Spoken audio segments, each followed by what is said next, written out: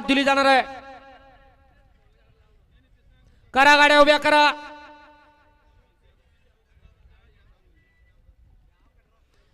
सुटला गोळेगावकरांच्या मैदानातील गाडी क्रमांक 11 सुटला।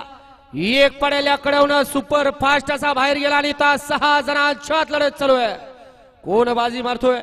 बैला बरोबर ड्रायव्हरचा आणि ड्रायव्हर बरोबर बैलांचा सुद्धा कसपणाला अतिशय सुंदर आणि शेवटच्या क्षणाला निर्वाद वर्चस्व प्राप्त केलं।